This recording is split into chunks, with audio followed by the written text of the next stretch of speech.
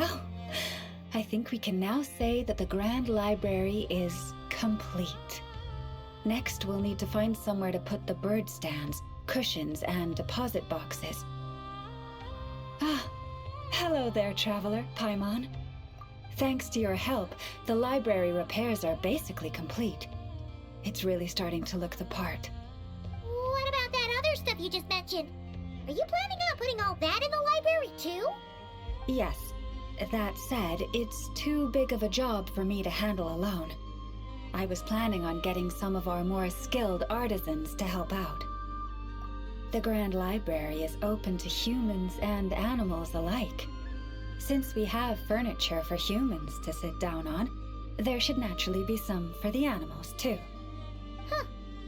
Yeah, that does kind of make sense. Those are the ones I used to use when the little animals came to talk to me about their struggles. I'd originally planned to make some new ones, but some of the animals are nostalgic for the older items, so we brought them along too. Wait, animals tell you their struggles? Like a therapy session? Kinda sounds like an ice bathhouse for animals. This is one of my duties as Moonchanter.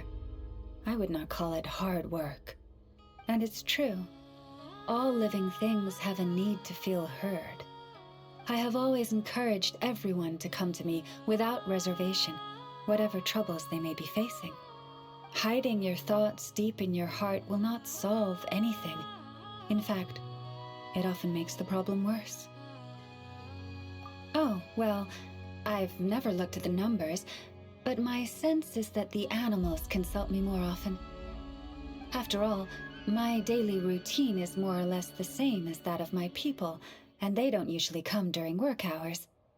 It's only when I have free time that I get the occasional human visitor. Animals, on the other hand, lead very different routines from us.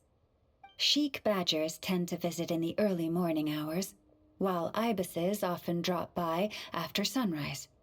Finches come in flocks during the afternoon, chirping and chattering away. The rhyme-horned deer visit at dusk, mostly alone, though sometimes with one or two friends. And once night has fallen, I get the odd weasel thief burrowing into my home. Oh, but that leaves you with no time to yourself at all. It truly is. There was one time when a weasel thief stole some pine cones that a group of finches was hoarding. It must have been around 20 finches that flew to my bedside in the dead of night to protest the transgression. I had to ask a sniffer mole who I'd just been chatting with to invite the weasel thief over. It took a lot of work to convince it to reveal where the pine cones were. By the time all parties were satisfied and ready to leave, the sun was up. I slept in till past noon that day. Phew. My mom would have given up and gone back to sleep long before you did.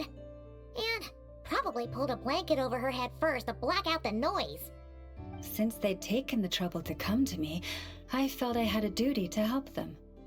And the results made it all worthwhile. After getting everything off their chests, the finches went back to happily hopping around, and the weasel thief went off in search of new, exciting treasure.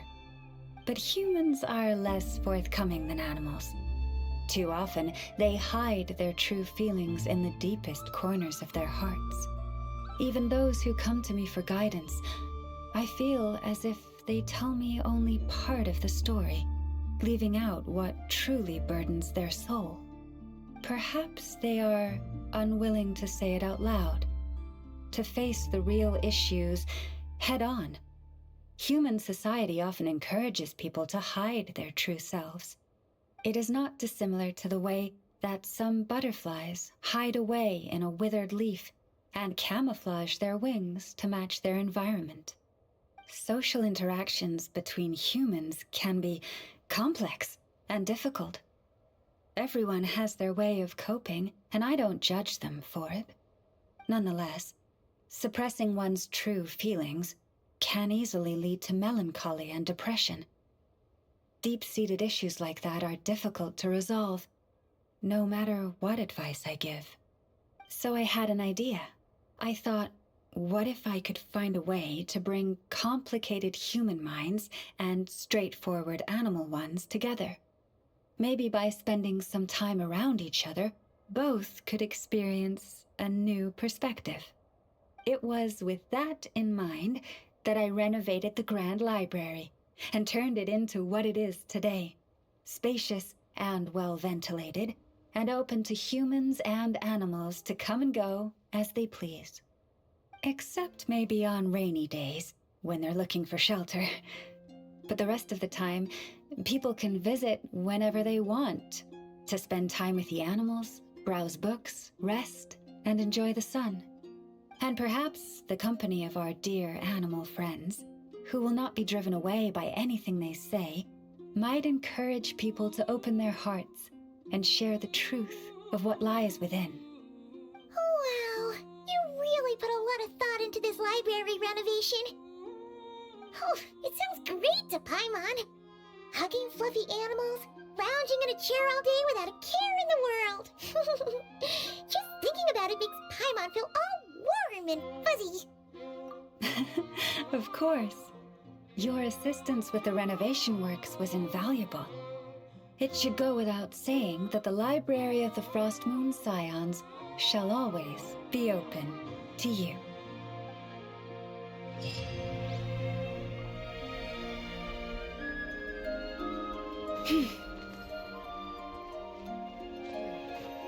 Now where in the world did I put that book?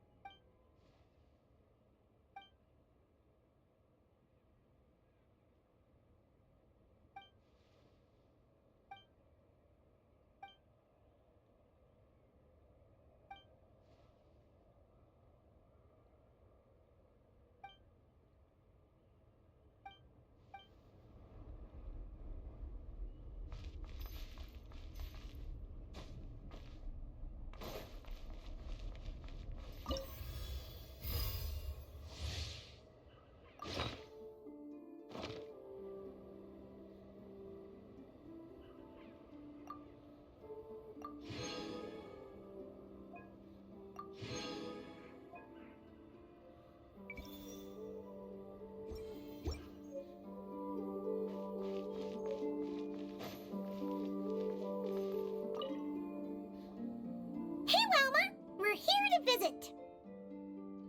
Yeah, boxes piled up everywhere, some of them opened up, loose items strewn all over the floor. Huh, isn't this supposed to be a library? Look, Lauma's over there talking to a weasel thief. What are they plotting this time? Let's go see.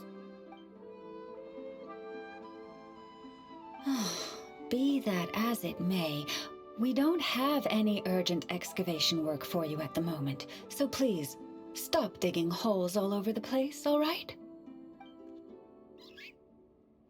That's a good child. Here, this Mora is for you.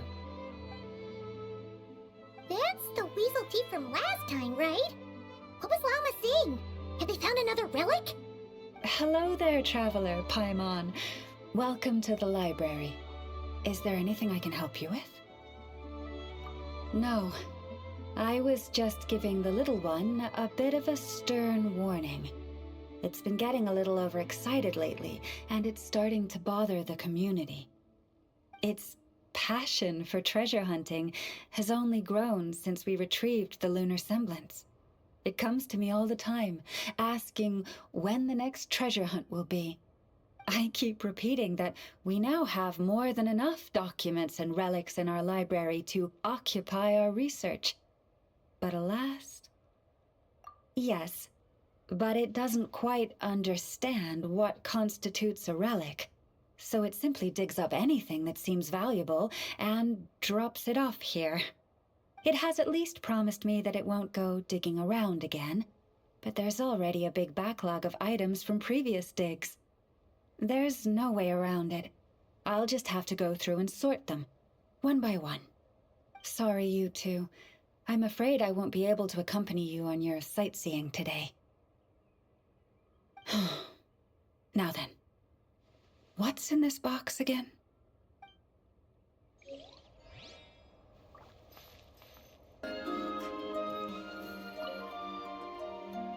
Finally, some progress at last. Now, to somehow put all these things back where they belong. I know. There's petrified seeds of an ancient tree, fossilized animal bones, colorful stones, more deposit boxes that people buried for safekeeping, wish boxes, letters with photos enclosed. Well, weasel thieves have a different perspective on value from us. It seems like this one just bagged anything and everything that grabbed its attention. The seeds and rocks will be easy enough to deal with, but those storage boxes and wish boxes will have been buried with the express purpose of digging them up at a later date. Thanks for the kind offer, but I've already engaged another slightly more mature weasel thief to handle this. It will be in charge of moving all the items back to their original spots. After all, the kid's heart was in the right place. Making it put everything back where it found it would break its poor little heart. But won't the other weasel thief you hired tell the first one everything? Hopefully not. The little one prefers to live on its own and act solo, so they're unlikely to meet. It also has a short attention span. Give it half a month, and I'd be very surprised if it still remembers anything it dug up. I speak their language, and I've had the privilege of their company for a long time. It's only natural that I've come to understand them, no different from making friends. By contrast, other people can't understand what animals are saying, so they're bound to make mistakes when trying to understand them. That's why, in a lot of literature on the topic, phrases like bestial nature are rife with negative connotations, while human nature is seen in a more rounded light.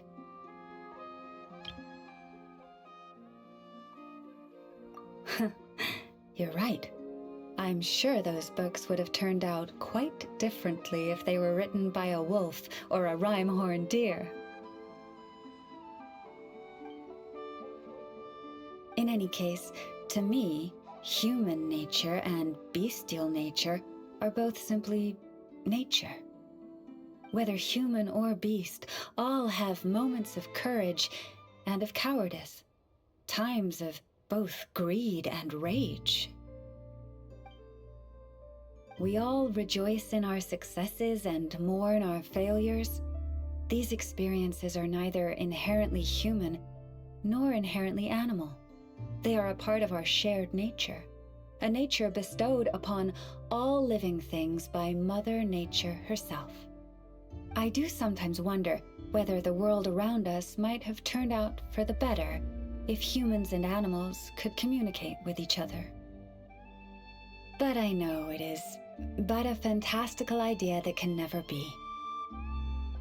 Then there are those who reject nature and turn their back on the natural way.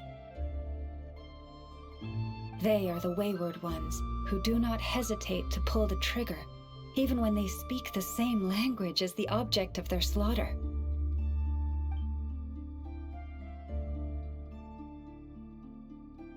Yes, child.